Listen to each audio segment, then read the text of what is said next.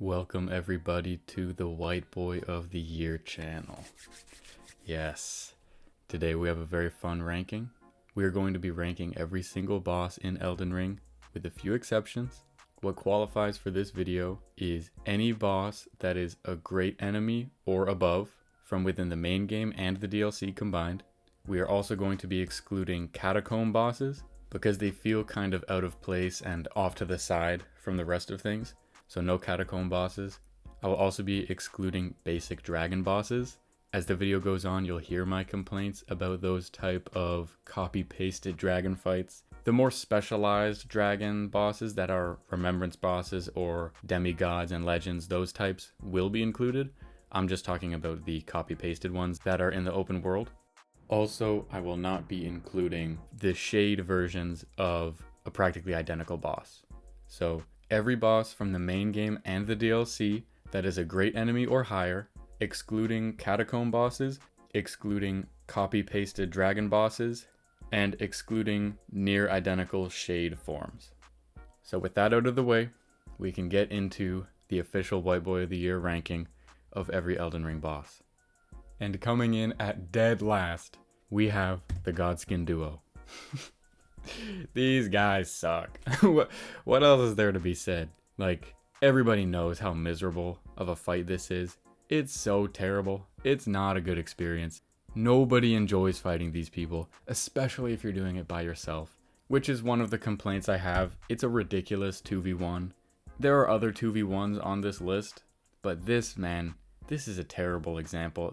They don't complement each other at all. The two of them coming at you at the same time is more annoying than anything else. Additionally, it has such a misleading respawn mechanic.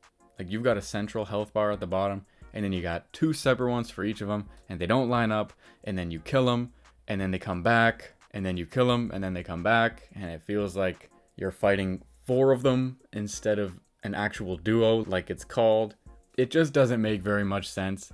If they just, buffed the health of each of them to make it actually correspond to the health bar at the bottom, that would be slightly less bad, but it's also so dependent on cheese because of this. Like, its design flaws as a fight make most players just purely dependent on cheesing it in order to get through, because there's nothing enjoyable about it.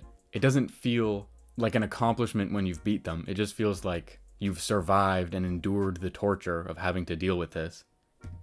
It also obviously is a lazy and uncreative design because it's just literally, you take one boss that already exists, you take another boss that already exists, and let's make you fight both of them at the same time with no differences. It's so lazy. The design is awful. They could have come up with something new to fulfill the need for a battle at this point in the game, so not a fan at all. And it is buggy and inconsistent as anything. The stupid fat guy roll, the noble's roll, is awful. He breaks these little pillars, and you're supposed to hide behind him, but half the time he just comes flying around them. It's so stupid. They leave the base of the pillar there on purpose for you to hide on the other side of. And then he'll get stuck there, and then, out of nowhere, whenever he decides to, with no change on your end, he will just zip around the corner and come and get you. It's awful. It's so bad. So, that's terrible too. And they are ugly foreskin guys.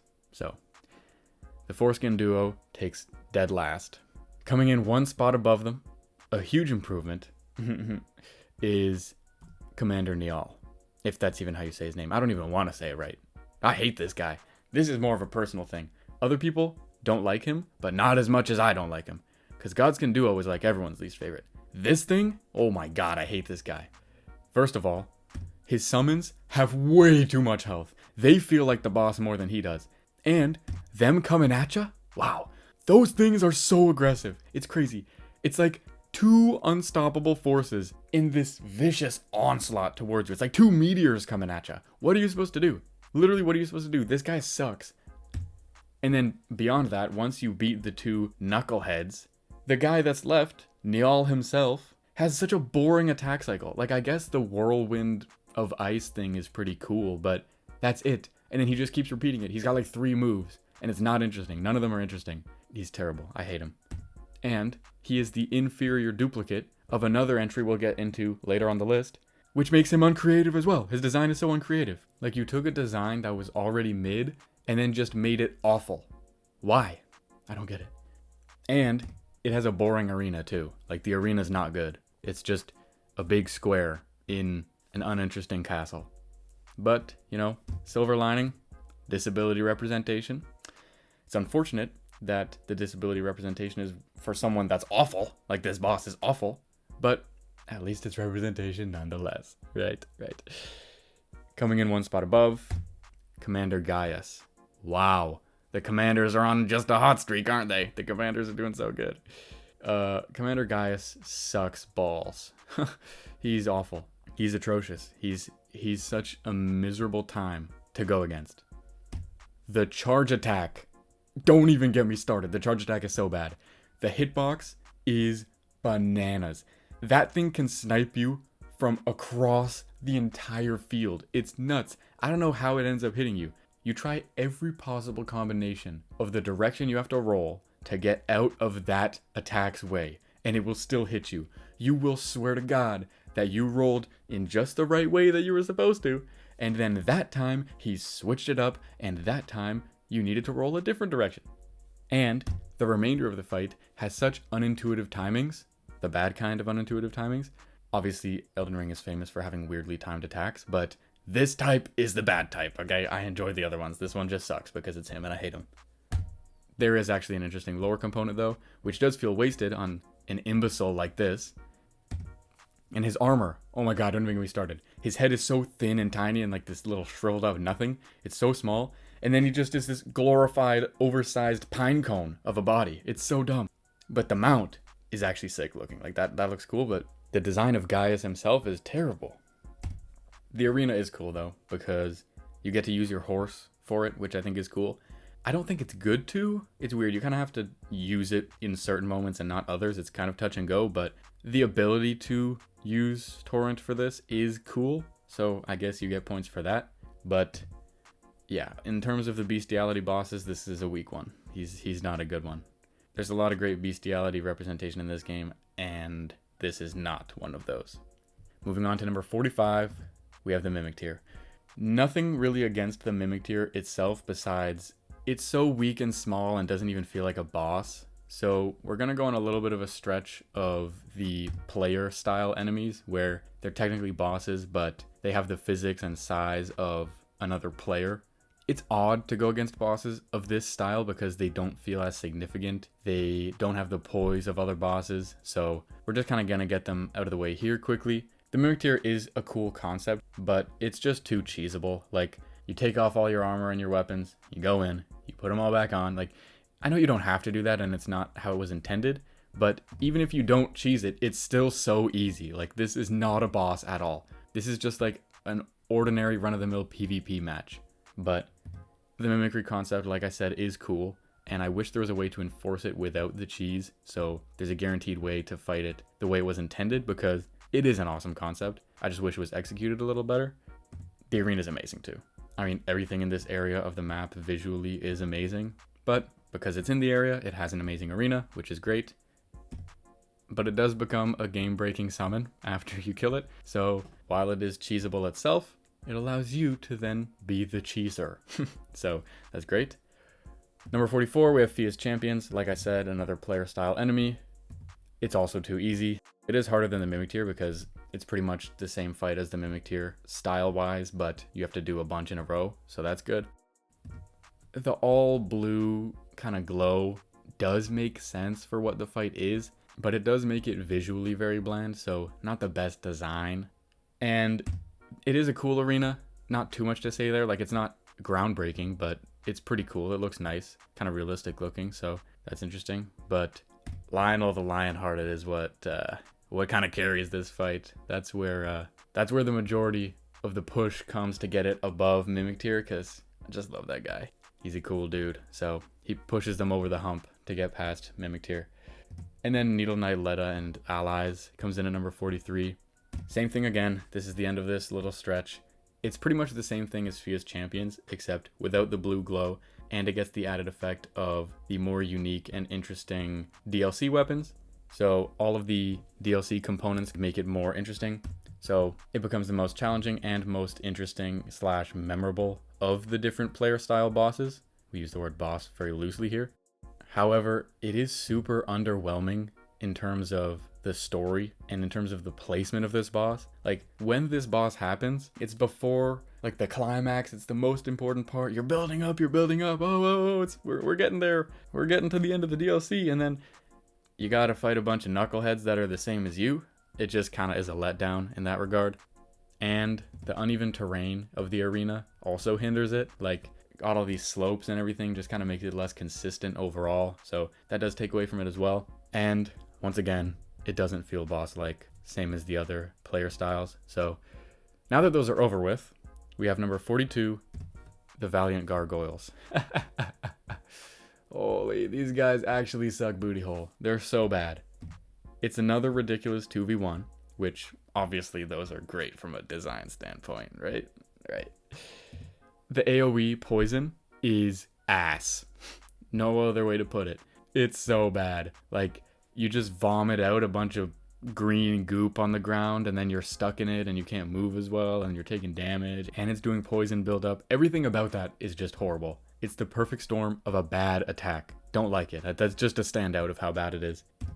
And yeah, it's a generally unpleasant experience. No one really likes these two. There's not too much to enjoy here. There's never really a good time to fight them where you have a chance to enjoy it, because it's not enjoyable. The design is decent. They're pretty cool. Like, the gargoyle concept is interesting, and the arena is cool with the waterfall and everything. Like, it is actually a really cool atmosphere, but like I said, I do view this as wasted potential for a gargoyle boss. I think the gargoyle concept is cool, but it could be executed way better and turned into something a lot cooler than this. So a little bit of wasted potential. Moving on to number 41, we have the Dragonkin Soldier. This is kind of where it shifts into things being not bad anymore. Gargoyles and below were pretty actively bad. This one is very I'm very indifferent on this boss. There's nothing like too special about it. I don't really think it has any real reason to exist, which sounds kind of mean, but you'll understand in a few entries. It just is forgettable. There are cool visuals, like it does look cool generally, but it's not a memorable fight. Even though scale-wise, size-wise, it is very big, it doesn't feel that important. It doesn't really feel like a great enemy or anything, so it's just uninteresting generally. Like, it's an inferior duplicate, which again we'll get to in a little bit, and it has bad arenas. Fighting anything in the Lake of Rot just should not be happening. That shouldn't ever be a thing. It's bad enough that this guy doesn't really need to exist, but now you plopped him in all these bad locations that makes the fights even worse. It's not bad either, that's the tough part. Like, it's not like it's a bad boss, because like I'm saying, now we're getting into the stuff that isn't actively offending me for being so atrocious. Elden Ring's my favorite game of all time, by the way, guys, if that wasn't clear with how nice I'm talking about the game. It's just, I don't know. This is probably the most indifferent I am on a boss. It's just kind of there for me, so I can't go very high. And I do believe that it has to deal with the Dominatin effect, the DeAndre Ayton effect, where it's kind of big for no reason. like it's not really doing too much with all of its size. Again, it's big scale-wise, but it doesn't feel grandiose, or it doesn't feel big importance-wise. So kind of dealing with the DeAndre Ayton effect, where you've got all this size, but you don't have the impact. So Dominatin coming in at number 41. At number 40, we have another ridiculous 2v1. Crucible Knight and Misbegotten Warrior. Why? These are decent enemies on their own. Like, they're fine, but they don't really synergize well together. I don't understand why anyone decided that these two were going to be the two that you're fighting at the same time. They are not similar to each other, other than the fact that they both use a sword, I guess. Like, it's fine, I guess, you can get through it, but it's so lazy and unoriginal. Like, again, it's the same thing as the Godskin duo, but at the very least with them, it makes sense why they go together. They're both Godskin enemies. These two are just completely random, so it's even more unoriginal and lazy than the Godskin duo, but not as bad of a fight by any means, enjoyability wise. Also a lazy arena choice, just kind of reusing a place that you are already there. Again, random choice for the arena, random choice for the enemies. It just doesn't make any sense. And it's kind of a Beauty and the Beast gender swap, which I guess I noticed while I was working on the slides for this, because you've got the Beast woman and the handsome man, I guess you could call that armor. handsome for the Crucible Knight, but oh well. 39 is Godskin Noble on his own. Now, I have a complicated relationship with the Godskin Noble. At first, I didn't view him as terrible as everyone else did on his own. I agreed that the duo fight was bad, but on his own I thought he could, he was fine. But man, that roll attack. Oh my god, I can't say enough bad things about the roll attack. What I will give him credit for is that the black fire is low-key aura. Gotta say, it's pretty cool. It looks cool. The rest of the fight isn't, but the black fire is. But man, he was extremely mean to my girl. And I can't tolerate that. So he got bumped down a few spots. When we did our playthrough, he was bullying her. It was terrible. Trying to get through the Volcano Manor area, this guy, he was not too nice to her. Nor was the guy guarding his door. But no, I take a big issue with that. So that has swayed me a little bit, but it has also an atrocious design. What on earth were they thinking? You could, I guess, do something cool with the faces molded into the, I don't know, what is that, a bib? You could do something cool with that. But why did they make him so round? Literally, what was the point? Why? I don't understand. He doesn't need to be this way. He doesn't need to look so stupid. I don't get it. And again, going back to the roll attack, it is buggy and inconsistent with the arena. They give you the pillars again for this one. They introduced the pillars with this one. And it still doesn't work. You hide on the other side, and he still makes it. He still comes around. So, ridiculous. And he's an ugly foreskin guy. So, 38, we have the Elder Inquisitor, Jory, who has frustrating summons. Like, they're kind of annoying to keep chasing after you and all the projectiles to manage. And the constant running away is annoying too. That's kind of a staple of certain bosses in this game. And it does feel like a mini boss rather than a boss because it's kind of gatekeeping the next area. It feels like just a little obstacle before getting to the next section of the game. So it doesn't feel boss-like, especially because it summons so many other things. Its little battle kind of feels like one of those arena rooms from Silksong where you go in the room, the doors close on either side, and you've got to kill a bunch of stuff to get through. Not really putting the importance on the main boss itself, but that's fine. It does have an interesting design, in my opinion. I think the weapon looks cool. I think the way the boss actually looks is very interesting. I like the shredded cover-up design. I think it's very interesting. So I do like that a lot. And I do think it's a good arena. It's not bad. It's not great, but it's good. I like it. And I don't know. I find this boss a little bit enjoyable. Like, it's not great, obviously. It's kind of just pesky, but it's pretty enjoyable. We're getting to a little bit of a turning point. They're kind of getting a little bit of redeemable qualities going, you know? This is the best game of all time after all, so it's gonna have some good entries, don't worry. Coming in at 37, we have Dragonkin Soldier of Noxtella. Holy moly, this picture is aura. He looks so cool from this picture, like, it's crazy. I think that the element combination for this fight is super cool. The ice lightning stuff is actually sick, like, it's so cool. I think that was an amazing choice. I think the visuals, obviously, as I just said, are amazing. It looks super cool. But the fight itself to me is still forgettable. In a lot of the similar ways that the regular Dragonkin Soldier is. It is obviously the superior duplicate of the two. Like, it is a duplicate boss, but it has a lot more going for it. It's kind of the only one between these two that really needs to exist, in my opinion. But it has a pretty good arena, so that's good too. And it pretty much just serves the purpose of being the cooler Daniel. Those who know. Now, for those viewers of mine who don't like bugs, this is your chance to avert your eyes or skip past, because number 36 is Romina, Saint of the Bud. I don't get what they were going for with this one, man. I don't know what they were cooking. I don't know what they were cooking. It's so gross. It's just so gross. It's gonna sound like I only have negative things to say about this boss. I mostly do, but I don't know. This is the boss where the design hinders it the most for me. Like, it's just so ugly. I can't think of anything else. It's unbalanced, first and foremost, so that's not good.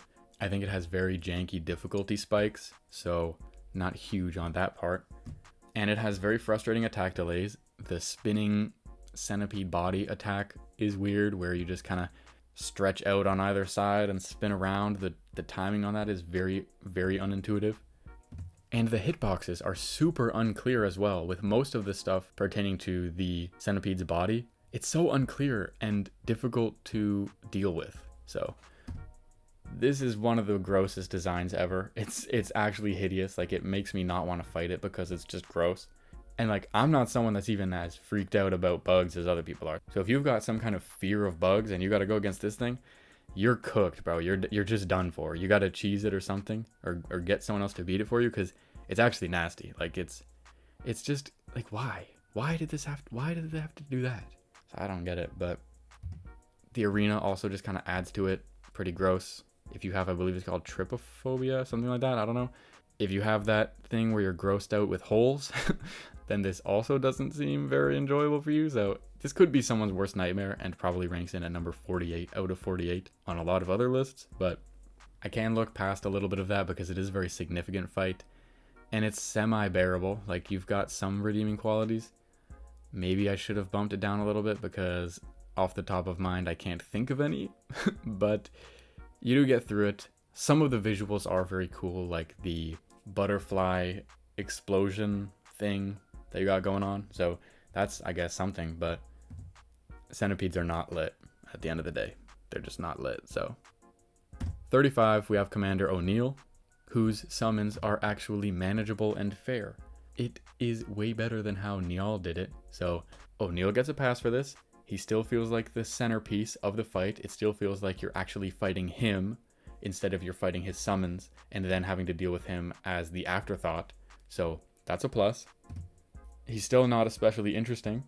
He's just kind of a commander, like military guy that summons people. So he's not super unique, but the Millicent questline connection is like, okay. It feels to me like they kind of just threw him in it to make you have a reason to fight him, because otherwise you just wouldn't. So they just kind of were like, hey, he's the one with the needle, so go kill him. So I don't really get it, but at the end of the day, he still is the superior duplicate, so he gets points for that. And he has an open world arena, which is something. Like, that's kind of cool. You can use it for cheese, obviously, with the explosions of rot water around. I don't know. So you can cheese him if you want, but the open world arena does give it some flexibility and uniqueness. That's kind of all right. And what's interesting about how they did it is it's still open world, but it does still feel like he has an arena. So that's a positive. And keeping in line with how clear Elden Ring makes its character names, this is just a textbook example of how easy to follow the names are. You have Commander Niall, you have Commander O'Neill. They do pretty similar things and look identical to each other. Makes things super clear and easy to follow. So love that from them. Now in 34th place, we have Sir Gideon Ofnir, the All-Knowing. This guy is also a player style enemy, but he is going to rank in higher than the other entries of that sort because of a few things. He has a unique progress mechanic where the more significant bosses you have defeated, the more spells he has in his arsenal to use against you, which I think that's super unique. He's very aggressive and spammy though, which does make him feel stronger because he does feel like a boss, an easy boss, but a boss nonetheless, where this guy doesn't have that much health, doesn't have any poise, but man, he's gonna throw everything he's got at you. So that's fun. I find that his design is iconic and that it suits his character. He feels like a significant challenge to face in battle while still feeling very wise and all of that like intelligent stuff. So that's cool.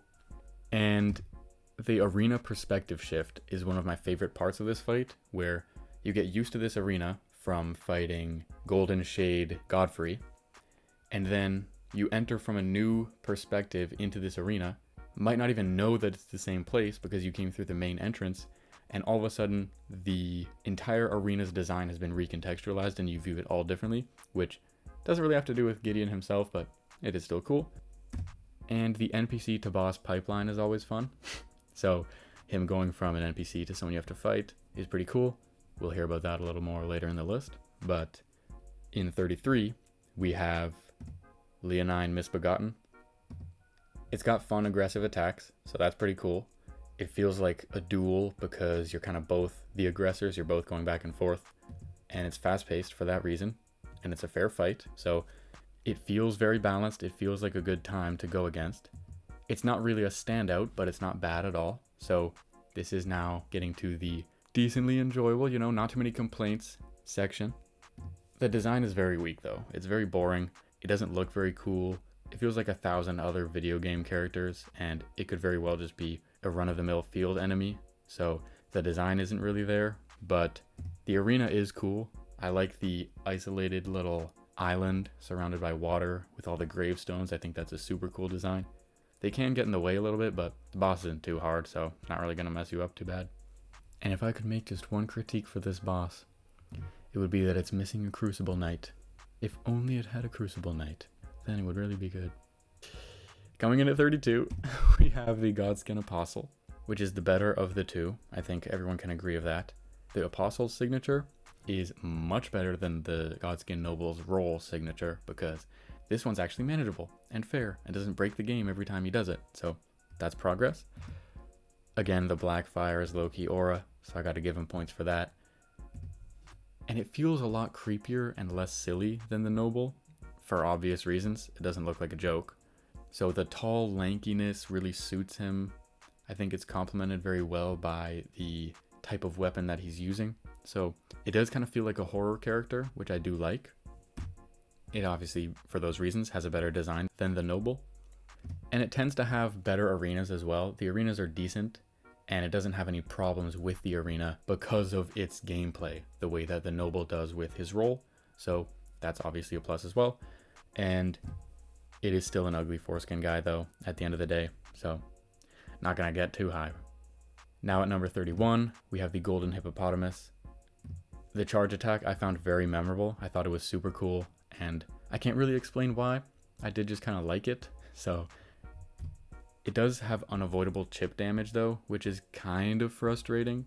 Maybe it is avoidable and I'm just bad, but I don't really tend to like unavoidable damage, so that's not great. But it is also a very strange mixture of animals. It's like a porcupine mixed with a rhino, mixed with a hippopotamus. So I don't know what it does to be called a hippopotamus more than any of the other animals involved in this concoction, but for some reason that's all it's considered. So I do kind of like the design though. I think the golden spines are very interesting. So I do like those needles on his back, and I think it is pretty cool. And I like the arena as well. Not anything insane, but it does feel like a good entranceway to a new area. So I do like the arena. And I fought this guy extremely underleveled, so he felt very significant to me. I thought he was going to be like a remembrance boss, but no one even included him in their DLC boss rankings because they didn't even view this guy as that important. So fighting him underleveled definitely shifted my perspective of him. That's kind of fun, but there's the Golden Hippopotamus. And now at number 30, we have the Red Wolf of Ratigan. It's a very fun fight, this one. He's an aggressive glass cannon that is very fun to deal with. It does feel more like a mini boss though, because it really leans into the glass part of glass cannon. You can mess this guy up. He's got like no health. So it feels like a mini boss, and nobody really struggles with him. So that has to be taken into account. The magic use is somewhat interesting though. I do kind of like the carrion swords that he can cast on you, as well as the big red sword that you can see in the picture that he actually uses. I think its design is so bland though. Like, it's literally just a big red wolf. There's nothing special about how it looks. There are no unique changes to it. It's just a wolf that's red. So nothing to write home about there. I do think though that the cramped arena works in its favor because it's so aggressive. It kind of adds some fun challenge to it that doesn't feel unwarranted, where you're really in close quarters with this guy. It's like you're locked in the octagon with him. You're in there, you're bashing heads, and you're going at it. So I do like the cramped arena for this specifically. I do think that its placement on this list is carried by the gameplay though, because it's got a boring design. It's just fun. It's just fast paced and fun. So it gets points there. Now at number 29, we have the full-grown Falling Star Beast. I used to not like this guy until I recently gave it the time of day to actually properly go against and learn. And it's way more fun than it seems. It does seem too strong at first, but it really does click if you actually put in the effort to learn it. So this is actually a very sick boss. It's challenging still, but it is fair though. It's consistent in its attacks and it's fair. It doesn't really feel like you're going to be caught by something that's unbalanced against this guy, so that's definitely a plus. I think the relation to Estelle is so cool. The way that the Falling Star Beasts kind of go through different phases of growing up and they have the little hints of Estelle's face throughout. I think that's so amazing. Such a genuinely genius choice. The design for that reason is amazing, and the arenas do vary, but the mountain is peak. Get it? The mountain arena is peak. So no, that arena is actually very good. It feels super fitting for the boss. And for some reason, it reminds me of the Transformers dog. I don't know if you guys know what I'm talking about or if I fully just dreamt this up, but there was like a dog in one of the live action Transformers movies that was like a Transformer himself. In my head, it reminds me of this guy. So I don't know, maybe that's real, maybe it's not. I don't really get it, but you know, it's cool. So 29 is the full-grown Falling Star Beast. At 28, we have Magma Worm Makar. I've always just kind of liked this guy. I don't know why. I've always kind of enjoyed his fight. It's an alternate route gatekeeper, which is super cool. Like, you have the freedom to choose between getting the two halves of the medallion and being an adventurer and get past the lift that way. Or if you want, you could just be a fighter and beat this guy up and fight the boss. So I think it does give you a lot of cool freedom to choose how to play the game however you want. And I think the sword is a nice distinctive touch that really separates him from the other magma worms, considering how similar he looks to them. It's more fun to me than it really should be. On paper, it does not seem like it would be all that impressive, but I have a good time fighting this guy. I don't know about you. I just think he's cool. The design isn't special, but it is solid though. Like, it's not bad at all. It is a solid design. And the arena is cool. Same thing. Not groundbreaking, but it does what it needs to. I think the obstacles are fair and big enough to where they're not tiny things that can trip you up. And the worm naving convention is very cool. I don't know if you guys know why it's called a worm when it's clearly not, but it has a really cool tie-in with dragons and like mythology and history. So I would definitely look into that if you guys want, because it's a very interesting thing to check out if that interests you. Now at number 27, we have the Regal Ancestor Spirit. They did this guy so dirty. They did him so dirty. He has a bland attack pool, but on top of that, the biggest thing is that he has the most unfortunate location and timing with where he's positioned in the game. They put this guy in a spot where almost everyone fights him over leveled. I have only ever heard of people fighting this guy over leveled, and he does not deserve that, because he should be as significant as he looks. Because, oh my god, it has an amazing design. It should get buffed, because no one ever fights him when they should. No one really does all the steps to get to this guy until they're way beyond the point in the game where he was intended to be fought. So just buff him, make him stronger, adapt, and make him as respected as he should be. Because this is an unbelievable design and arena. The aesthetics going into this fight are phenomenal. The glow, the old urban legend looking, Wendigoon looking design is amazing, complemented by the arena and the colors, the glow. It's all so good, only for him to get dogged by everyone. The Regal Ancestor Spirit deserved better. Miyazaki, show him some love, man. Make him stronger. He's too weak. And spice up his attack pool. Just make him more interesting. Come on. Now at number 26, we have Loretta, Knight of the Haligtree. Or Haligtree, depending on how you pronounce it. I couldn't figure it out, but I'm going to go with Haligtree because it feels more natural, even though I have a hunch that Haligtree is correct. Whatever. All her Carrion attacks are amazing. Carrion? Ah, because it's Raya Lucaria. Carrion attacks? Carrion? Dang, man. But it's Carrion Slicer. I'm figuring out the pronunciation live with you guys, and that's something you'll only find on this channel. I'm going to just say it. All her Carrion attacks are amazing. Damn, that felt wrong, though. Ah, whatever. All of those blue glowy attacks are amazing. They're super cool visually. Specifically love the bow and very quick scepter attack. I think those are both awesome. And the cool thing is she feels more punishable than other bosses, because I don't know what it is about her, but the way she gets hit, maybe the sound design, just makes her feel like you can hit her more. Like, that sounds weird, but it feels like you could just go up and hit her at any time and you could just get away with it. Like, so many bosses feel like they're always so ready to punish you, but she feels like you're always ready to punish her. So, very strange. You could just kind of slap her around whenever. Her Haligtree form is far superior to her blue shade form. We'll get into it in a little bit, but I don't like the other form. I have a personal bias, but the design is pretty solid, especially in this form. I like the color choice. I like the metal weird shape on top of her helmet. I think that's very cool. And I do think the arenas for both are likable and unique. I think the kind of semicircle design to the Haligtree variation is really cool. And that amazing meeting ground location for the shade form is super awesome with the open ceiling and all that. I think it's nuts, but I have a personal disdain for the shade form, which I have put aside for this ranking because I want to be fair. But man, oh man, when I was new to this game, I struggled with the shade form. Granted, once again, I was way too underleveled. So again, I thought that was like one of the hardest bosses, one of the most significant bosses in the game. It was a huge deal to me, and she kept touching me, bro. She was actually beating me up. So that one frustrated me. Kind of my own fault, but whatever. Now coming in at number 25, we have the Mother of Fingers herself. She's got unorthodox attacks, that's to be sure. But that's not the only unorthodox thing about her. This might actually be the weirdest boss ever. Just open your eyes and look at that thing. What the hell is that? Literally, what the hell am I looking at? It's so weird. The body is a big hand that's winding with a bunch of fingers. And then the big finger hand body has two arms that come out with hands and fingers at the end of theirs. And then it's got like a exposed intestine system of intertwining fingers on its chest. And then its fingers spiral to have a big ball at the back, and then the front face finger glows and shoots you. Like, what were they smoking, bro? Literally, what were they on when they came up with this whack ass design? It's so weird.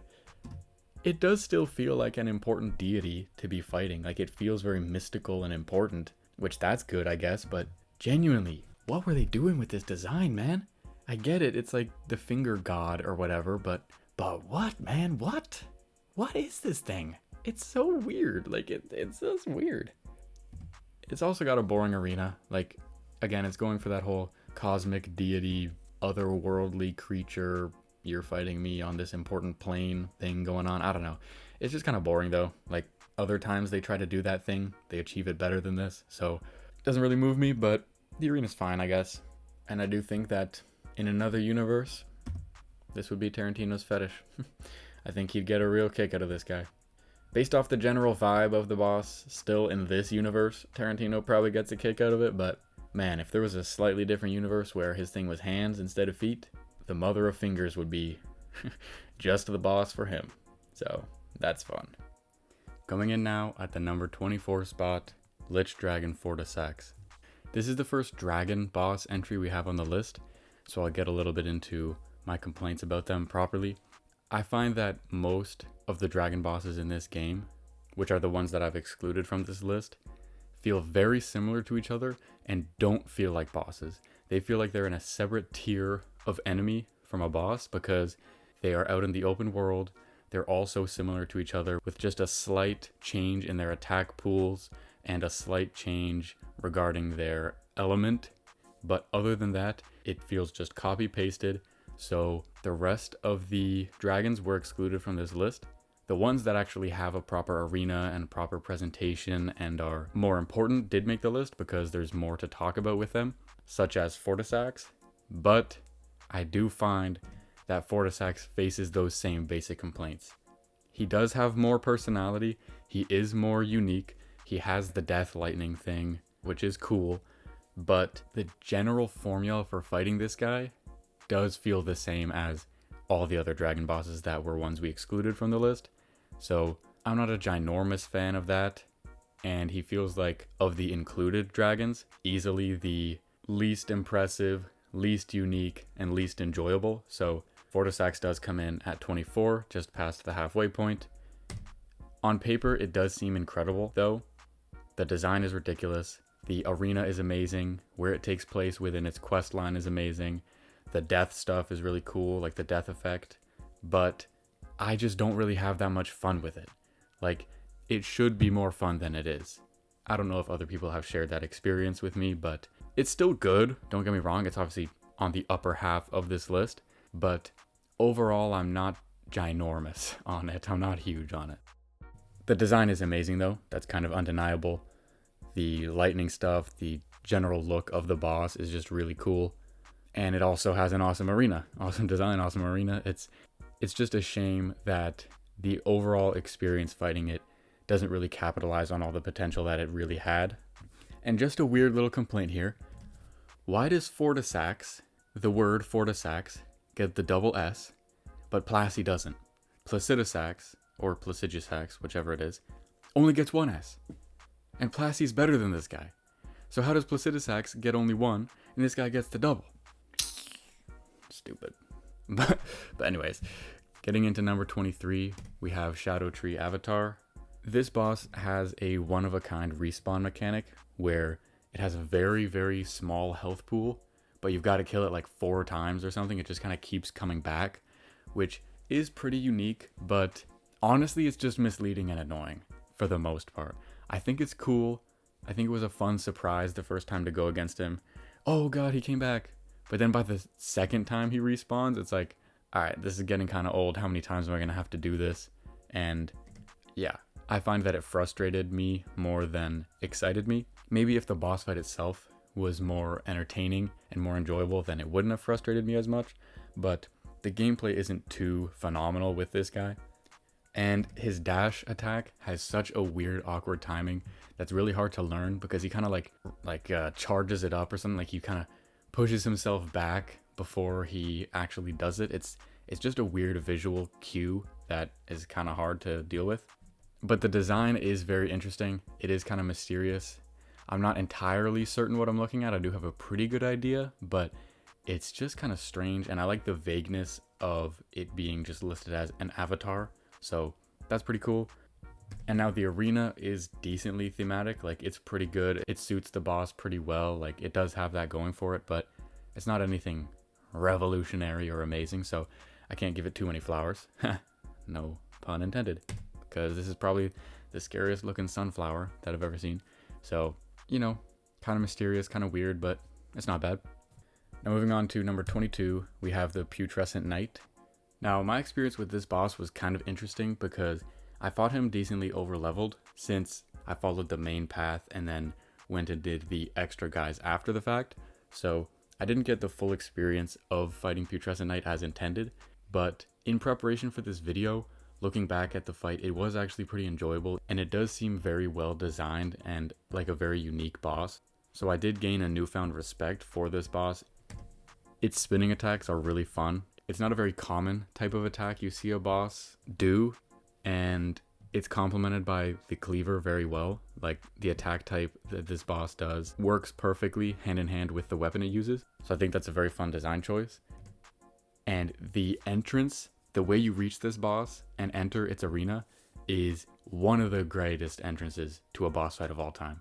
Going through this whole area and then falling, but not taking fall damage, but falling all the way through and landing in this new place below everything else is so memorable. It was actually awesome. Like that was such a sick experience because I remember falling and in midair I was like, did I just kill myself or what are we doing? So that was awesome. The design is super cool. It's a very interesting concept. I like a lot of things about it. It's kind of weirdly shaped, but that works in its favor with the type of strange movement it does. And I think the arena itself is beautiful. The entrance was amazing, but the arena itself that you enter into was also very visually appealing. I'm still kind of confused about the horse though. I don't really know what's going on with that chrome liquid metal horse thing that kind of pops up out of the ground and he's like attached to / riding. I don't really get what's going on with it, and it's a little bit random to me. Like the rest of this boss is very to a theme, and then there's just kind of this lower half that's just a metal liquid horse thing, so that's a little strange, but you know, it's not bad. Now at 21 we have Elimer of the Briar. This guy is really sick. His weapon is so badass, it's actually awesome. Like the way the weapon works and he uses this melee weapon from range is just extremely cool. The unpredictability of it does create a lot of difficulty for the boss. I have a very hard time predicting how far it can reach and kind of gauging the attacks that are happening. So I do think a lot of the difficulty comes from that. Like I said, the unsuspecting amount of range that it carries. The design is really good for a soldier boss. Soldier type enemies don't really have a lot of potential to be extremely memorable or groundbreaking, but I think they managed to do something very cool with him that suits the weapon and the theme they were going for very well. And the arena is very aesthetic and it does match what he's going for, but it is very cramped. And I don't think that works in this guy's favor the way it works in Red Wolf of Radigan's favor. So that is a little bit of a drawback, and the tables and chairs that you can get caught up on do add a little artificial difficulty that isn't great, but it is still very solid. And I noticed when preparing for this that he's a Millennia Glazer. I did not know that he had a painting of Millennia in the background, so that's a fun little detail. But coming in at number 20, we have Rennala, Queen of the Full Moon. She is a glass cannon, but she runs away, which is very uncommon. Usually the glass cannons are high damage, low health, but they're coming at you. She kind of takes the back seat and is like, I'm just gonna do a little attack, float away, do a little attack, float away, which is pretty interesting. Her summons can be very annoying, especially if you just get unlucky with which one doesn't work as well for you. So that can be a little bit of a drawback, but I think it adds a good amount of challenge to her fight that does make sense. And it has a very tedious first phase. It's kind of annoying if you make it through that long, time-consuming first phase and then die to the second phase, which is the actual fight. Having to just mindlessly go through the first phase again, and then maybe stupidly take some chip damage. It becomes kind of pesky, but, again, it does add some memorability to this boss. The design is kind of stupid. The hat being that tall, the head being that small, the body being that big. It's kind of dumb looking, but it's not horrible. Like, it's something. It's definitely something. And the arena, though, is one of the greatest of all time, where you're walking on water and the ginormous moon in the background, the stars, the arena has no complaints. Literally one of the best of all time. If I do a Elden Ring boss arena ranking video, you better believe she's going to be up there. So that adds some points. And post boss fight, she is the MVP of the whole game. Rennala becomes the absolute GOAT once you beat her up, because the rebirth mechanic, holy, it's so good. I absolutely abuse and overuse that mechanic because I get excited by so many different builds and want to do them all. So shout out Rennala for that. And coming in just above her, we have Estelle, Natural Born of the Void. Estelle feels very ethereal and important. Just walking into his arena feels like a tremendous amount of buildup. Seeing him that far away from you in this cosmic space, he just feels very significant, which is awesome. He does kind of constantly run away, same as Rennala, which a lot of people complain about and a lot of people resent him for, but I actually don't hate it. I think in his case, it actually works in his favor. I think it creates for a fun experience, even though it's playing catch up a lot of the time. So I'm not as appalled by that type of boss as many other people are, but it is what it is. I do understand what they're saying. And I love the high risk, high reward, slow charge up bite attack he does, where you gotta have the balls to get in there and damage him bad, and then trust yourself and your abilities to be able to dodge it, because that crunch will like kill you.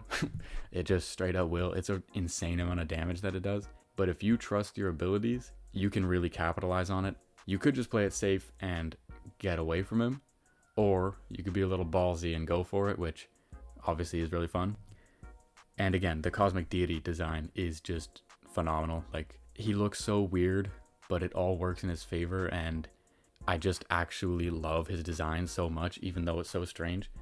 I can't really pinpoint why, because everything kind of seems like it wouldn't mesh together, but somehow, some way it does. So I really think Estelle is awesome. I've kind of been an Estelle Glazer from day one. And the arena is gorgeous. The sky is amazing. Even though it's like inside of a cave, it still has that space sky thing going on. I don't know, it's so cool. So I love the arena.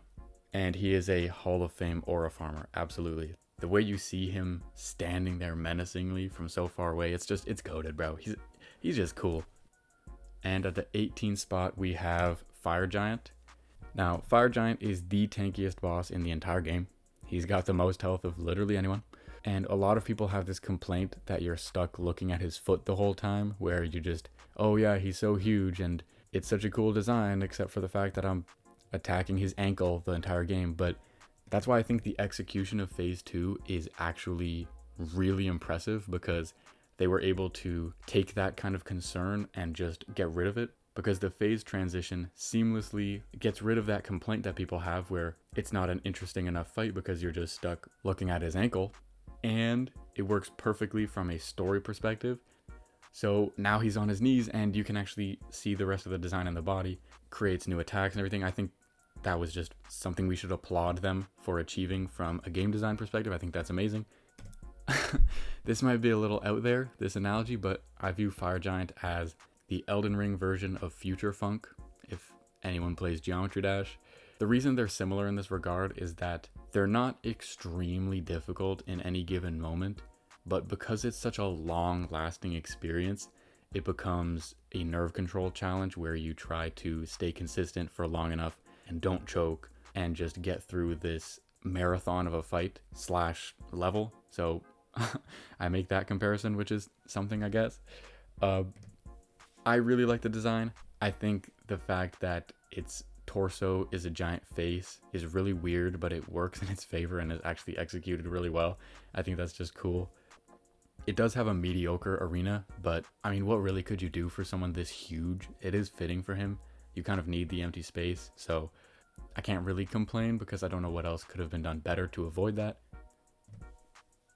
And that's all. Moving on to number 17, Margit the Fell Omen. Now things are really ramping up. This is when people get really good. Margit is so goated, bro. Margit is so sick. I love this guy. He introduces attack delays very well because he's the first significant boss you're going to fight in this game, most likely. And he kind of lets you know right off the bat, guys, this game's going to have a lot of delayed attacks from bosses. So it's good they ripped the band-aid off early and really showed you that. And this guy made a zillion players quit the game. Like, so many people gave up after this guy. It's actually hilarious. I know people personally who have quit the game because of this guy, and I think that's so fun. I think it adds a lot of mystique to this game, and it adds a lot of, oh man, did you hear the first boss is so hard, everybody's quitting? Like, you know what I mean? Everybody's kind of talking about it. It adds that layer of like, wow, this is like a mythical gaming experience, you know what I mean? But the thing is, he eventually does become very easy. Like, he's challenging at first, you get the hang of it, you beat the game, you come back, new game plus or start another run, and then this guy's a walk in the park compared to everything you do later. So it does have that perfect blend of initial challenge and introducing all of these different things that make Elden Ring distinct from other Soulsborne games. And then when you come back, it's like, wow, this guy wasn't actually that overwhelming. I might have just had a skill issue. So the design is perfect for a recognizable, recurring, important character to the story. They did this perfectly. I love everything about his design. I think the horns are just so awesome. He's one of my actual goats. I am a lifelong Margit Glazer. I think he's so sick. And the arena is both aesthetic for this purpose with the Stormvale Castle and everything, but it also adds a layer of challenge where you can fall off the sides, and I think that's super cool. I just love everything about this guy, and the arena adds to it because there aren't very many other arenas in this weird rectangular shape, so I think it's sick. And he has Hall of Fame gatekeeper aura. Being quite literally the gatekeeper to the castle, but also being the gatekeeper to the game. Aura. Aura, bro. He gets aura. So he comes in at 17. One spot above him, we have R'Lana, Twin Moon Knight.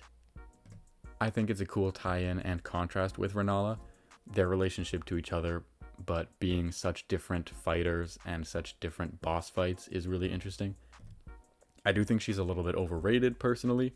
I think she's really cool, and I like how her fight is designed, but some people really go all in on loving R'Lana. I don't really get that. I don't go that far with it, but I do think she was pretty cool. The double moon attack is also aura. That one's really cool. Plus, just, I mean, the dual wielding with two different elements is crazy. So that stuff is all actually just sick. But the arena's decent, not unbelievable, not amazing, but she does feel like the focal point, which isn't too bad, all things considered. And once again, I gotta applaud Elden Ring, man. Her name is so clear, and it's not confusing at all. You know, Ralana, Ranala, super different, super distinct, really easy to follow and understand, so thank you, Miyazaki, for that. Now in the 15 spot, we have Divine Beast Dancing Lion. Some people might be upset that I have this guy above Ralana, but I don't care. So I think that it is a very fair and balanced fight. I think I can applaud it for all of those reasons. It's the perfect introductory boss to the DLC. The elemental attacks are actually amazing. The way that it switches between different elements and that impacts the rest of the attacks that the boss does throughout the fight is super cool. Keeps it very refreshing, keeps it very interesting as the fight goes on. I love the way it does that. The cultural dance concept is genius. It's so cool. It is not apparent at all initially that it's just two dudes operating I don't even know what you would call this, costume, I guess. It does not seem like this is happening at all initially. And then once you start to notice it, more and more details become apparent and it's super interesting. And it has a remarkable design for that reason. The look of the head paired with the way the kind of humanoid body parts are integrated and hidden, it's just really well done. I think it is actually remarkable, but it is a very unremarkable arena. It's very ordinary, so that's kind of a little bit of a drawback, I guess, but it isn't bad by any means, so, you know, it's not the end of the world. And I gotta say, the front guy is doing all the heavy lifting, man. He's got a way bigger portion of the costume to hold up. Plus, he's got to operate like the mouth. You can see his hands there holding around the jaw of the lion. So he's got to do all the hard stuff, man. I'd want to be the guy in the back. the guy in the front's not getting paid enough. So moving on to number 14, we have Dragon Lord Placidusax. I don't know. I've always said Placidusax. That sounds more right to me, but it might be Placidusax. I never know with this game, man. But anyways, he is actually fun and unique for a dragon boss. He feels like a boss that happens to be a dragon instead of a dragon that happens to be a boss. So I think that that's really amazing and should be applauded. The weak points do make the fight very interesting, kind of having different places to target on the body of Placi. I like cool details like that, where it alters a component of the gameplay and allows you to have a different way of fighting the boss, while also tying in with the lore. I love things like that. It's just really cool to me. I think it's the mark of a good game if you can integrate the lore and the gameplay very well like that. It is a god-awful run back though, all things considered. It is not a good run back at all. I've probably died more times to the run back than the boss.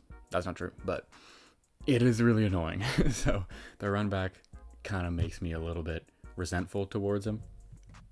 The design is nuts. It's really, really good.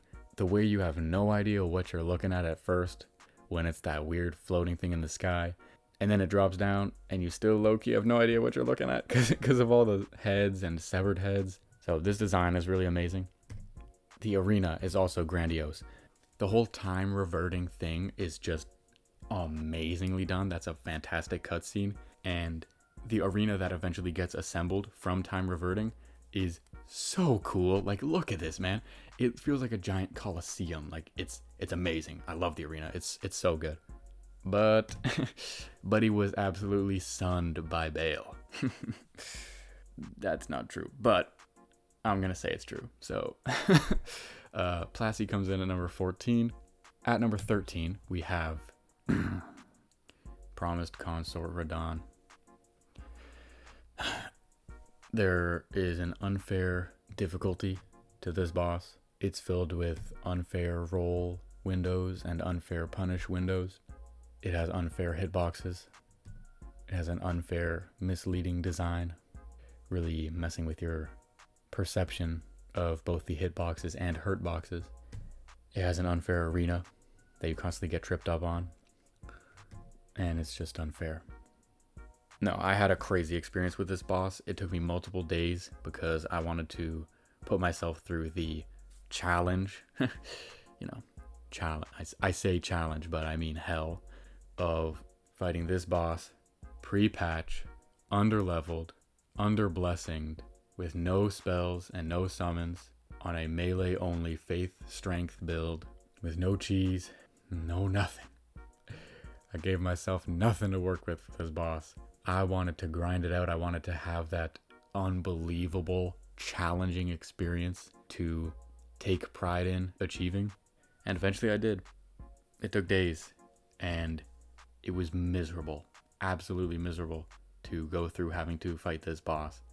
But my God, I've never felt more elated to win because I actually overcame something that was literally unfair. It was unfair to the point that the devs had to go in and change him to make him easier because certain parts were impossible. How difficult he was literally unfair. So, Promised Consort Radahn is gonna come in at 13. Surprisingly high for what I had to endure, but if you wanted to make the final challenge of the game as hard as humanly possible, I have to respect it. And this placement is both a mix of hatred and pride. So very, very conflicting feelings about this boss. It's coming in at number 13. In the 12th spot, we have Godric the Grafted. This boss is perfectly balanced for the early game. Genuinely, it has perfect balancing. Everything to a T is exactly how it should be for the placement of this boss in this game. And I found that this boss clicks more than any other boss. Like, I was kind of banging my head against the wall on first playthrough. I was confused that everybody found Margit harder than him, and it wasn't really making any sense. And I kept struggling, and then one fight, everything kind of started to fall into place. The next attempt, it fell into place a little bit more, and by the third attempt, since that shift, it completely clicked in my head, and then I won right away. So I don't know how to explain it. I don't know if that's just a me thing, but this boss clicks and it is so satisfying. And this was a top 10 voice acting job of all time. Holy moly, man.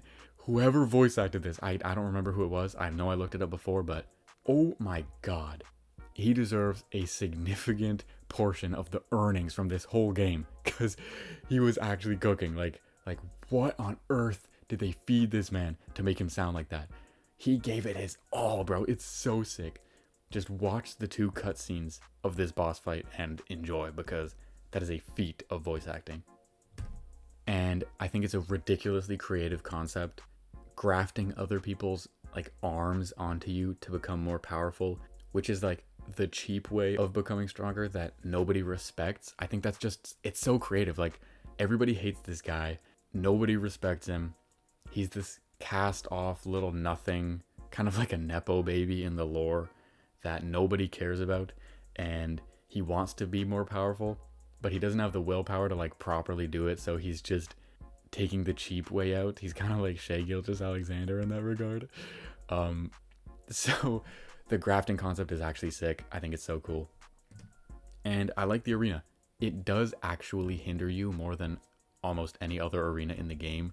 The tombstones you will actually get caught on, sometimes genuinely like stuck and you just can't move. So that is annoying, but the look of it is amazing. So I do like that. And the giant dragon head that turns into his arm is the most maximalist thing ever. It is so ridiculous. It is actually so over the top in all the right ways. I think it's so cool. Like the ultimate grafting job. That's like this last Hail Mary. It's actually aura, bro. It's so cool. I love Godric. Coming in at number 11, we have Millennia, Blade of Mikola. The OG boss that was too hard. She has actually become a cakewalk after Promised Consort Radahn. Like, after Consort Radahn, I got, like, no respect for her anymore, bro. She was the boogeyman. She was literally the boogeyman. Everybody, all they could talk about was this boss when this game came out. And now, like, first of all, Let Me Solo Her kind of shifted the entire landscape around this boss because he just absolutely made her a fool and showed that you can get consistent with her. But then for Consort Radahn to just snatch her chain and be like, yo, you're nothing. You're literally nothing. Pennies on the dollar to my difficulty. So she's not the boogeyman anymore, but she still remains extremely difficult. But in retrospect, I found that she's mostly fair. Like, Waterfowl dance is a little ridiculous. We'll get to that later, but the rest of her attacks are actually fair. Like, you can get consistent with it. It's not easy to, by any means, and it's extremely grueling. It will get to you, it will wear on you, but in retrospect, seeing how much more unfair it can get, she's not that bad. The design is pretty minimalistic, but it is very iconic. The helmet, the hair, the prosthetic, the blade, the posture, everything. The design is fantastic. And the arena is very aesthetic. It works perfect. It's like the base of the Haligtree. I think it works perfectly lore-wise, gameplay-wise. Everything lines up amazingly. And Waterfowl Dance. Those who have played the game and fought this boss know already. I don't need to say a damn word.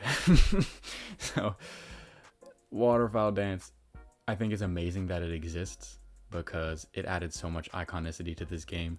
It was another thing for people to just go nuts about online when it first came out.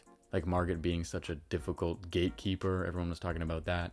And then the people who were further in the game talking about how this is the hardest move in any game ever, all that stuff. Like, it's crazy. So Millennia does get the 11th spot. Honestly, she's pretty solid. Like, it's not as bad as we thought. So now we're going to get into the top 10. And to make the top 10 special, I have considered each top 10 boss the best boss of all time in a certain regard. So the first note on every single boss listed from here on out will get a best blank boss of all time title. And starting us off, we have Radagon of the Golden Order / Elden Beast. 2 bosses, technically, so 2 all-time titles.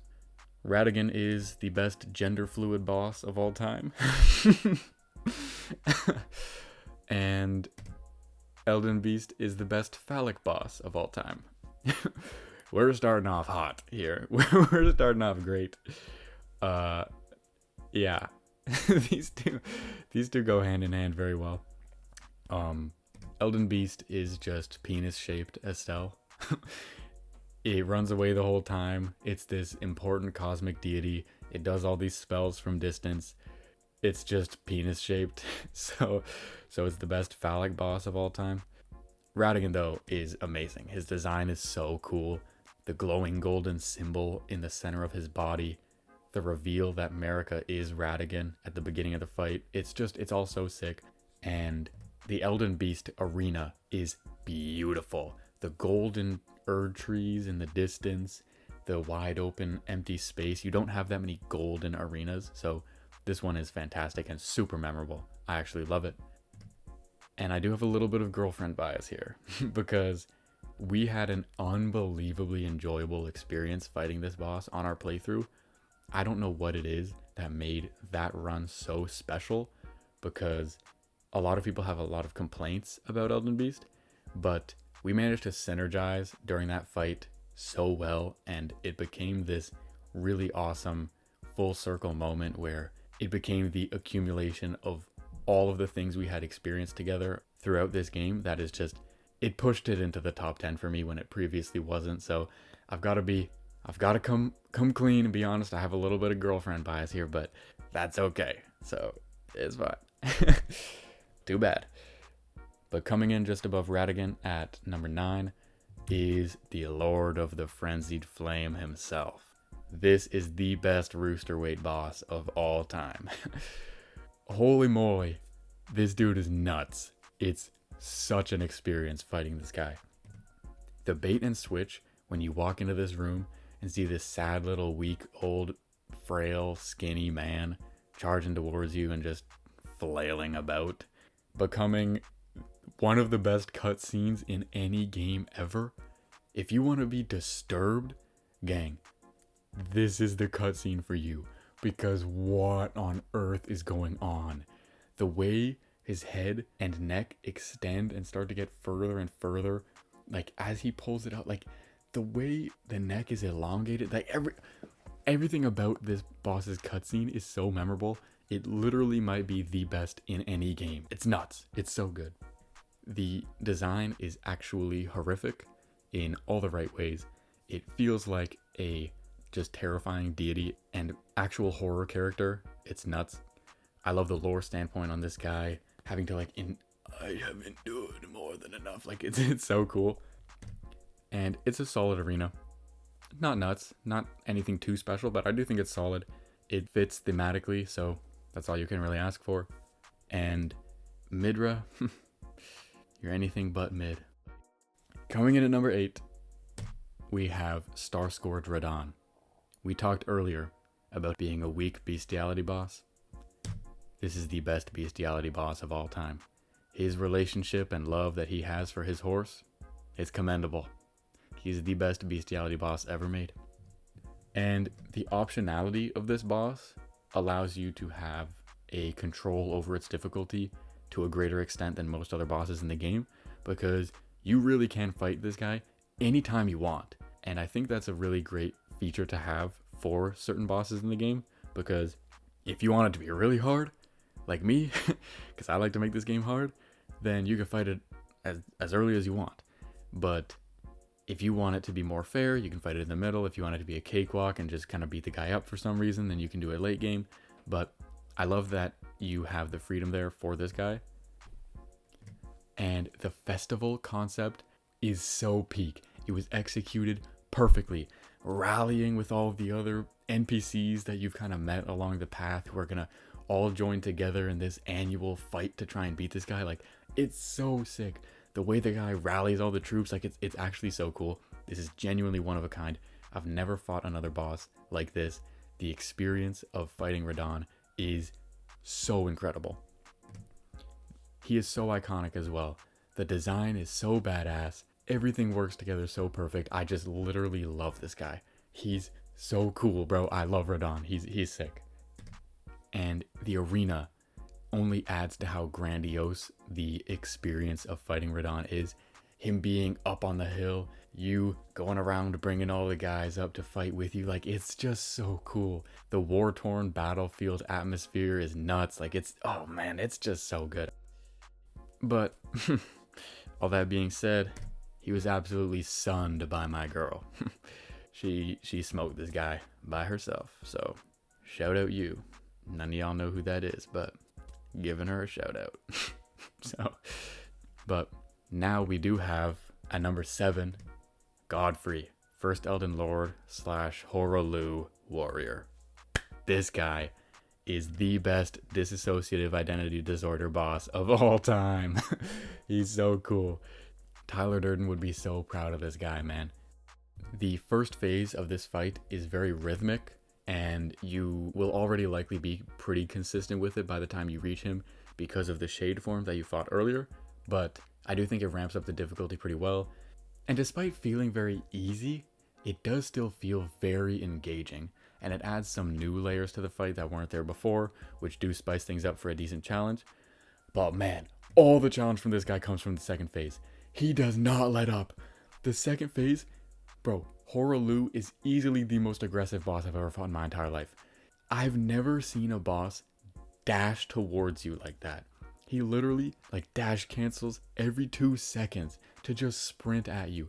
Most bosses walk towards you, maybe they build up a little bit of a jog, but this guy sprints, bro. He dashes towards you.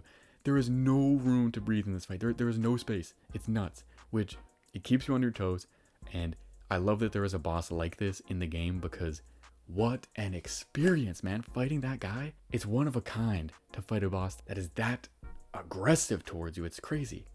And both halves of this fight are incredibly designed. He works perfect as an Elden Lord, feeling very noble, feeling very put together and powerful.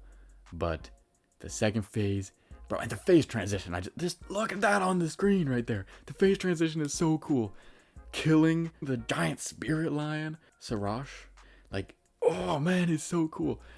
For someone to have subdued their primal crazy ass fighter version of themselves for long enough and contained this identity to then, as a last resort, switch back into that mode, kill the guardian that has been helping contain this part of him, and then just go hog wild on you, man. It's so cool. This guy's nuts. I think the arena as well is so logical for the fight that you have with him, which only adds to the aura. Like, it makes perfect sense that this was the arena selection, the throne, everything. Like, it's, man, it's so good. Fires me up. And this is the cool way of doing animal abuse. The aura way, you might say. Don't abuse animals, gang. That's not good. Unless you're a fictional character named Horaloo. Right. Anyways, moving on to number 6. We have Rykard, Lord of Blasphemy. Rykard is the best gimmick boss of all time. This is a little bit of a normal title, but I would say that this is the best gimmick boss ever made, at least in any game I've ever played. It is considered too easy by so many people, and I disagree completely.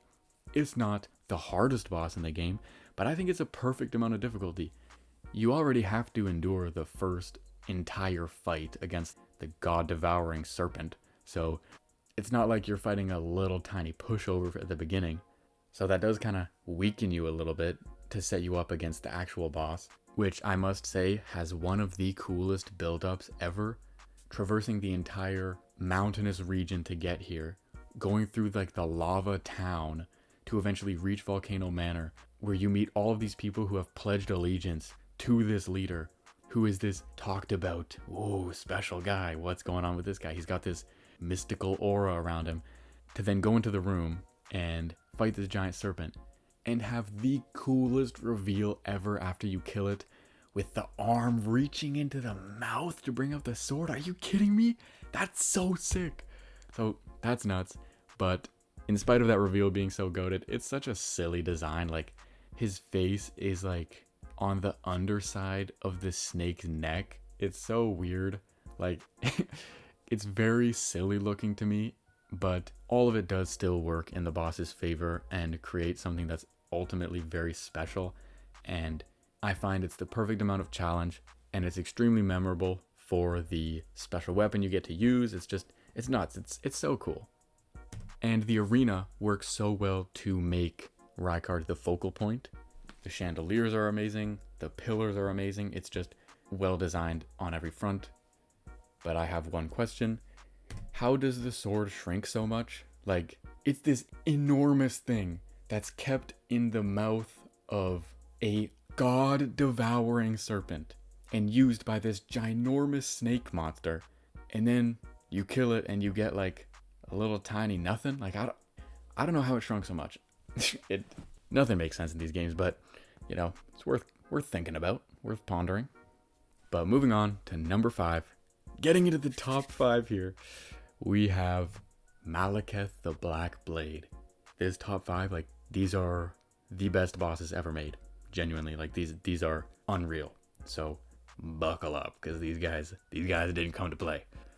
Malekith is the best furry boss of all time, hands down, no contest. He's the best furry, and this is the perfect execution of what a glass cannon should be.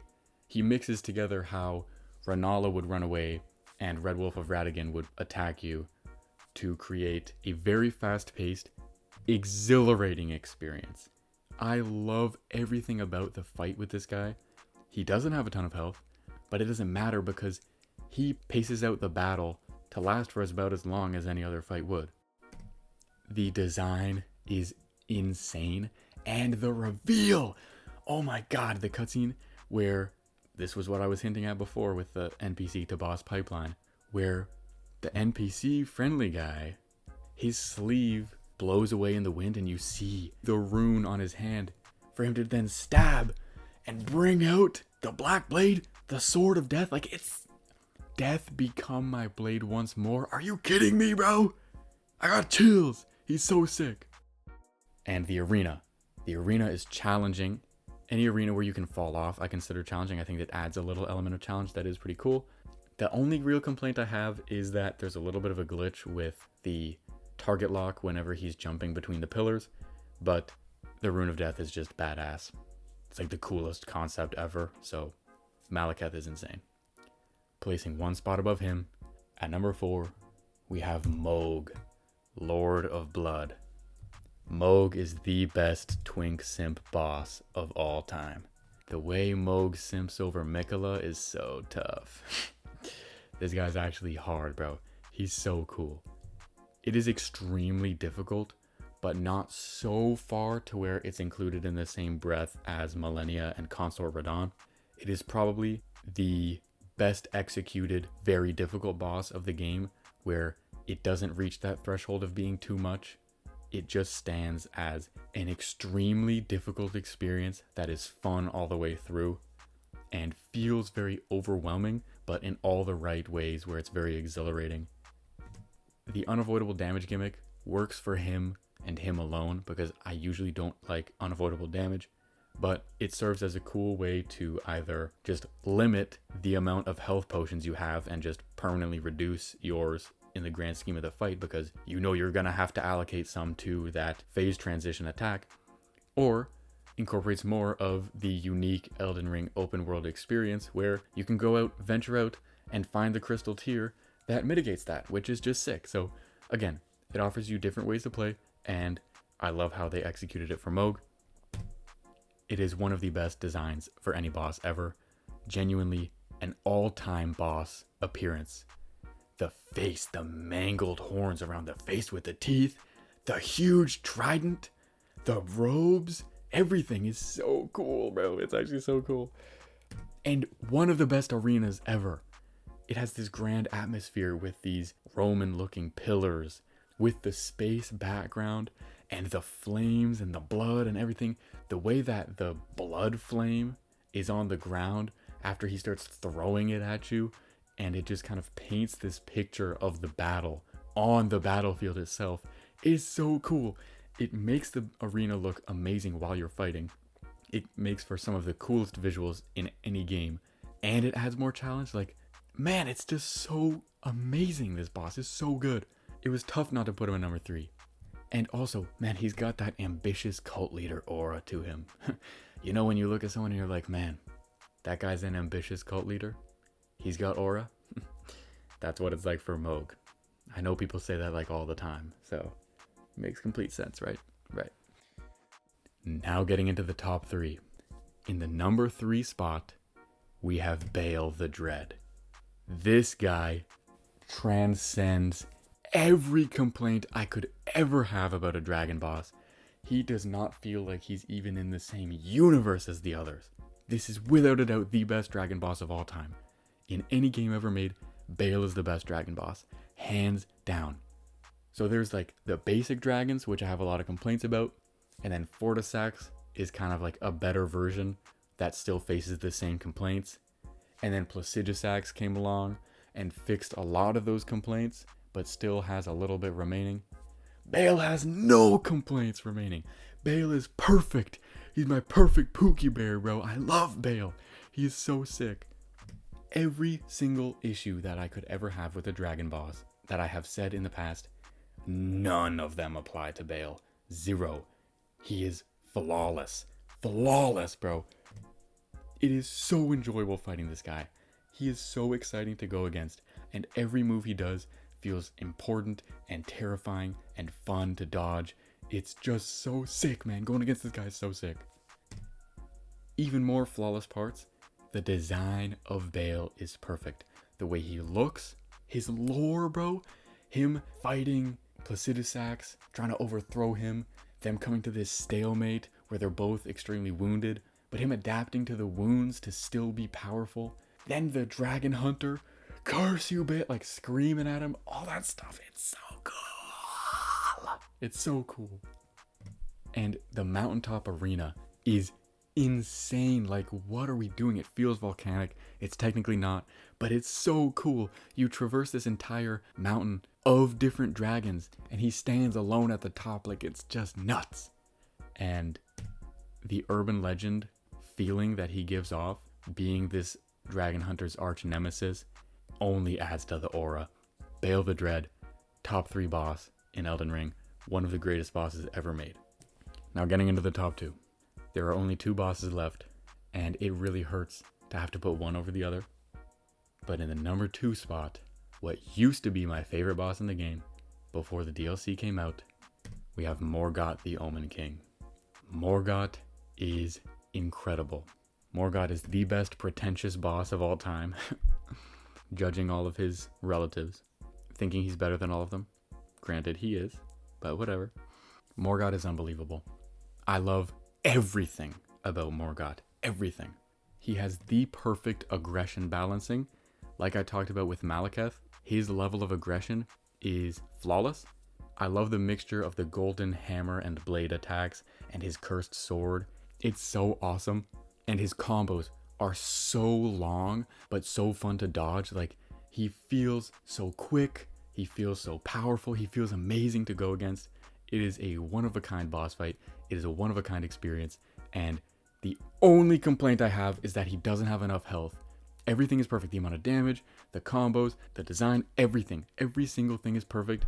I just wish they made him have a little more health so the fight lasted a little longer, because many people fight him over-leveled. I fought him under-leveled, and it was one of the best experiences I've ever had in any game. So just for the fun of it, all you guys, fight Morgott under-leveled at least once, because it is such an enjoyable time. Morgott feels kind of like the main character of the game. Aside from Tarnished and Marika, he's kind of in the same conversation in my head. And the arena, once again, is logical and auriful. And he is once again fulfilling his role as a gatekeeper. He is the best gatekeeper of all time. First at the beginning of the game, and now literally guarding the entrance to the Erd Tree itself. Like, this is the biggest gatekeeper in the history of the world, and I've got nothing but respect for him. So the Omen King, Morgott, comes in at number 2, which leaves only one boss, Messmer the Impaler. Messmer the Impaler is the best boss of all time. In any game, ever, Messmer the Impaler is the best. It is a fair, fast-paced challenge that I have zero complaints about. The way I had to nitpick that Morgott had too little health, I don't have a single nitpick with Messmer. Everything, and I mean everything, is perfect. It is so fun. Even when you lose, you just get excited to have another chance to fight a boss this good. You go in, you get your ass handed to you, and you just want to go back for more. It is so fun. Learning the combos is so fun. It's just, oh, it's so good. I love Messmer, bro. I actually love Messmer.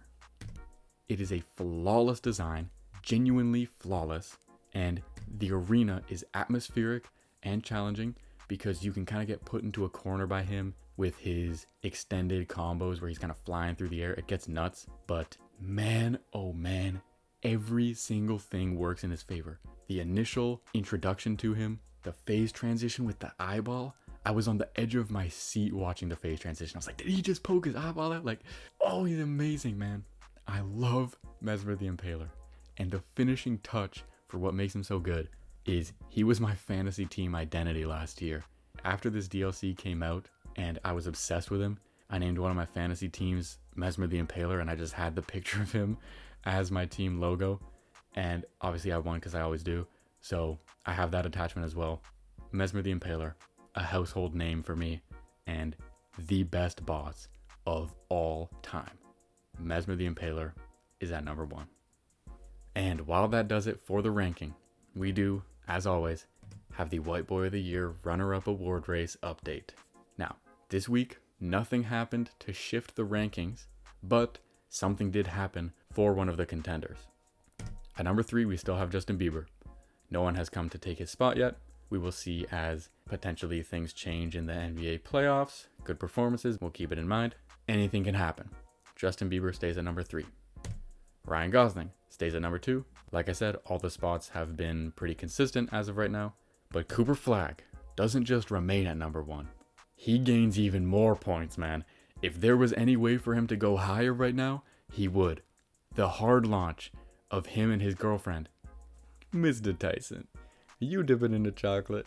Bro, Cooper Flagg is Mr. Tyson, bro. He's just like me. He's just like me, bro. Cooper Flagg, the brown girlfriend hard launch, bumps him up in the rankings even more. I don't care. I'm putting him at number 0. I'm putting him above 1. So Cooper Flagg has an even more impressive resume for White Boy of the Year runner-up this year. It would take an astronomical force to tear him down right now. It is his award to lose, but stay tuned because anything can happen. But once again, I hope you guys all enjoyed, And thank you for watching the White Boy of the Year. That's all I got.